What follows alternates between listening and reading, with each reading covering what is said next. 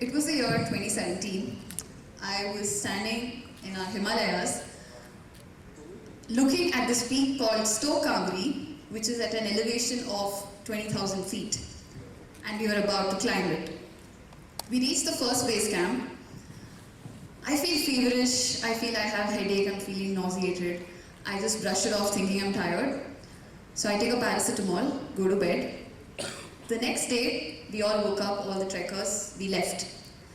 45 minutes into the trek, I took a break, turned back to see, where we were, how far we'd come. To my surprise, I could still see the campsite we'd left very clearly. And the other trekkers, they were very, very far away from me, and they literally looked like tiny ants. And that's when I knew I had to accept that I wasn't just tired, but I had something called AMS, acute mountain sickness. And if I had continued trekking, climbing that altitude, it could kill me. So I decided to head back to the city. All the way back, I'm crying, I'm thinking of the money I had saved to be there, and what a failure I felt. I spent the next 1 year going to the gym, prepping myself to do that climb again, and cut to 2018. I'm there, standing at the base of Stoke Kangri again. But that's a talk for another TEDx series. Hi everyone, I'm Mona Naya.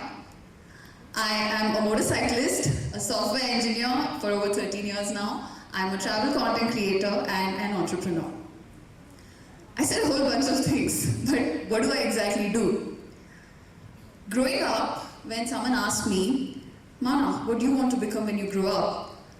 I never had multiple answers. I had one profession, sometimes I was a doctor, sometimes an engineer, sometimes aspiringly I would say a pilot or an astronaut. But I never thought my future self would have multiple professions as an answer to this question. I am a software engineer on weekdays, a quality specialist to be precise for 13 years and counting. I travel to destinations, document them in the form of travel articles, long format and short format videos. I upload them on social media platforms like Instagram, Facebook, and YouTube. As a motorcyclist, my partner and I, we are passionate riders. We have traveled the length and breadth of India, covering about 80,000 kilometers in the last few years. He loves the science of it and I love the art of it. And now at the age of 33, I have funded and picked up my own motorcycle, starting my solo traveling journey. But how did this journey begin? I said a whole bunch of things about myself. When we look at our origin journey or our origin story, it's always a small, simple moment. Maybe felt so insignificant at that time. For me, this was back in 2011. I had just graduated my BCA, Bachelor of Computer Applications. And via campus selections, I had gotten into 5 IT companies, and one of them was offering something called Work Integrated Learning Program. This is where you would work for them Monday to Friday, and they were giving you full scholarship to do your masters, either MTech or MS in software engineering. And the catch is, there is no salary. You would get something called a stipend, which is 10,000 rupees for the next 2 years. So I chose that and went ahead, starting juggling my journey as a person with multiple roles. I started earning, right? So whatever the 10,000 rupees was, I had started saving. So I took my first trip with my cousins to my hometown, Coorg. My cousin was also earning at this time, and she had purchased her first point-and-shoot camera. None of us knew how to use it in 2011. So I became the designated photographer for the road trip. We took a bunch of pictures, the trip was nice, we came back. A few days later, my sister calls me and tells me, my colleagues are not believing that some of these pictures were actually clicked by you. I think a couple of pictures are there right now. And I know that was a joke and a small appreciation or a compliment, but it triggered a thought. I thought, is there something more to this? Is there a skill hidden here somewhere that maybe I should explore? So I spent half my salary, and when I say half my salary, 5,000 rupees, and purchased my first phone camera, which was 5 megapixels. In a few weeks, I had outgrown it. I had taken enough pictures and I had done everything I could possibly do with it. So now I was determined to get a DSLR. So I again went on EMI, purchased a basic DSLR, which was a Canon 1100D with telephoto zoom lens, the filters, the bag and everything, because I felt this is it, this is the deal, I'm going to stick with this. Our campus, right, our corporate campus, most of these pictures are from my corporate campus. It's a very beautiful campus. We had mynas, parrots, pigeons visiting us, especially on weekends. So I would just go around the campus and I used to click pictures. I know there's a chimpanzee there, but we do not have chimpanzees in our campus, okay? Next step was naturally to find a place to put all of this out. So when Facebook came out with the Facebook page feature, this was I think in 2012, I created this page and I started posting all my photos onto this space which was public and could be consumed by everybody. In no time, maybe I think a year, the page grew, popularity grew, and within my own corporate community, people started approaching me, asking me if I could do photo shoots for them and if I was interested in doing a lot of other things. So I took it up, and in no time I had a website of my own via which you could book me. I was listed in Bangalore's freelance photographers where you could hire me, and I was one of the top freelance photographers in Bangalore by 2013. While this was happening, alongside of my photography journey, I had also started traveling extensively with any means possible, backpacking, train, of course no flights at that time, so trains and buses, and this is how we used to travel. You will not believe it, but I have backpacked across quite a bit with my partner. We have backpacked entire state of Gujarat and Rajasthan in just sleeper buses. We would just book a sleeper bus an hour before we have to go somewhere and then take a bus and go, and that's how we've traveled. In fact, our honeymoon, which was in Sri Lanka, was also a backpacking trip because I wanted to experience it that way.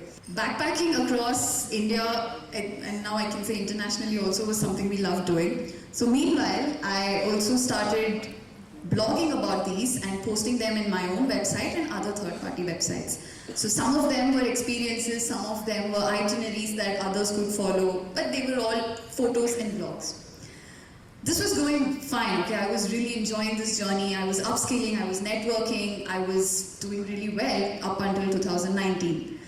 At the end of 2019, I sort of hit a snag where I felt, okay, I'm doing the same thing over and over again. Every client wanted the same photo, every product shoot was about the same thing.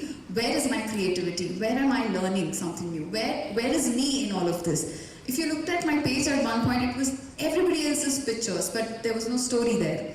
So I was looking for something. This is when I first created my YouTube channel.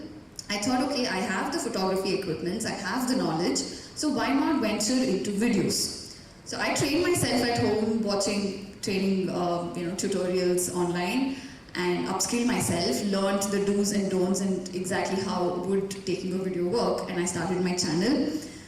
During the peak lockdown when we were all at home in 2020, I shot my first series called Motorcycle 101.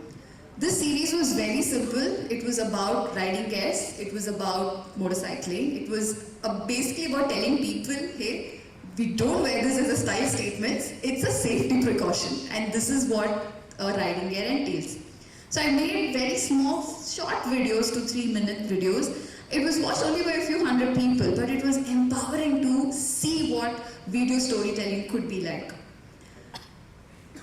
Talking about motorcycles, my journey with riding or a bike as such started way before all of this, way before social media, any of this.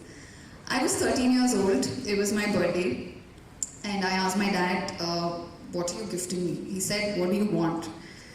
And he had this legendary motorcycle, Yamaha RX100, and I told him, teach me how to ride this. He said, okay, by this time I already knew how to ride a TVS Luna, my mom's old Luna, so it was not very difficult for me. It took him 3 days to teach me to ride his motorcycle. On the 4th day, I took it out, right outside our lane, took a turn, The bike fell. I lost control. The bike fell. I jumped out of the bike. I came running back home. We lived on the first floor. I came running back home saying, Papa, Papa, the bike fell, the bike fell. He didn't panic. He got down. He came. He lifted the bike. He said, okay, sit and ride now. But the passion for riding and motorcycling as such came way later after I met my partner. We started doing these small rides in and around Bangalore. We would go to 100 kilometers here, 100 kilometers there. Then it slowly became weekend rides where we would go to Mysore and Chikmagalur and Coorg. And we soon realized, no, we do not enjoy small rides. Once we are on, we should go 500 kilometers. That's what we enjoy. Let's tour. We have no experience in touring, but we have experience in riding. So we trusted ourselves and took our first ever road trip, which was 8,000 kilometers long. We went from Bangalore to this place called Spiti Valley, which is in Himachal Pradesh. It took us 2 months of road trip, and we've not looked back since. One of these pictures is from there, Chitkul, that's India's last village. This one is from Ladakh, which is one of the highest motorable roads. It used to be one of the highest motorable roads. And this is our latest ride, which was a few months ago. That's Bhutan. We rode from Bangalore to Bhutan, covering about 6,000 kilometers in 2 weeks. So that was a whole lot about me and my journey. But why the hustle? Why continue to do something day in, day out when you can have the easy way? Anytime people look at me, they have two questions. At work, they ask me, hey, when are you going to quit and do what you're doing full time? And the others ask me, hey, where is your next ride? I have been my own sponsor, my own investor, and my own capital for a long time now. And why? Because I have a salaried job that takes care of my survival needs. So the remaining half of me feels empowered, feels bold enough to take these decisions without the bias of a financial disability. I feel I have the freedom and choice of what I want to be, of my ethics and my principles, and that's a beautiful and a powerful balance to have, which I do not want to give up as of now. It's as simple as that. Now, most of you here might be multitaskers, I'm pretty sure, right? How many of you know doctors who love to sing? How many of you know CAs who love to paint and engineers who want to start a band? I know there are some of you here who wants to start a band. But we always think, oh, but who has the time? I'm not talking about people who have exactly what they want or who are doing a job that they absolutely love or absolutely dislike. I am talking about the majority of us who need this 9-to-5 job and that salary to survive on a day-to-day basis, but we also have all these skills and talents with us and we do not use them in our daily life. So what do we do with it? There are these few things that has helped me to understand my skills and my multi-passion life and how I want to achieve them. Simple 4-step. First thing being planning. I am a travel content creator, so if I don't travel, I do not have content. So at the beginning of the year in Jan, we get our holiday calendar in our jobs, and I know exactly how many leaves we have and how many how much in a quarter that I can take off. So I let my manager know well in advance that this is what I'm going to be doing this year. Now once that plan is set, that gets broken down further into smaller goals, which is your set goals. Now these set goals have to be achievable small goals. They cannot be goals that, okay, this month I'm going to become the president of US. No, that's not how your goals would work. Goals have to be achievable and a vision that you're clearly able to see right now. The third thing I think is something that most people miss. We always are very keen on working and working and working and we forget to take breaks. If you don't take break, you cannot continue to function. Pause and retrospect is the most important thing in these 4 points according to me. This is something that my corporate life has taught me and I'm going to take this to my grave, trust me. You have to take a step back and say, hey Mana, that was an amazing speech. Oh no. That did not go well. What do I want to do next? Do I want to continue to do that? Do I want to do something else? If you don't ask yourself these questions and retrospect, you won't know where you're standing. You won't know, are you enjoying it or not? You're going to be in that old rubble over and over again. I spoke 4 points, but what if I tell you these 4 are only 50% of what you can achieve? The remaining 50% is just one question. How far will you go? And let me tell you, there is no right and wrong answer here. There is no black and white here. There is no success and failure here. This is a simple question. No AI chat in the world can answer for you but yourself. How far am I ready to go to achieve something? For example, I am an artist. I have written 2 songs. Is that just for me, or now do I want to record them, publish them, put them out somewhere? Now that's the question only you can answer. And then once you have these answers, they go back to the cycle. You plan, you set your goal, you take a break, you retrospect. It's a continuous cycle that keeps going. This is something that I always try to tell myself and remind myself. Last year, at the same time, I was giving a similar speech at my work, and I was talking about how amazing it was being a pillion rider. And today I'm here talking about how I am myself a rider. Was this a plan? Was this a goal? Maybe, I don't know.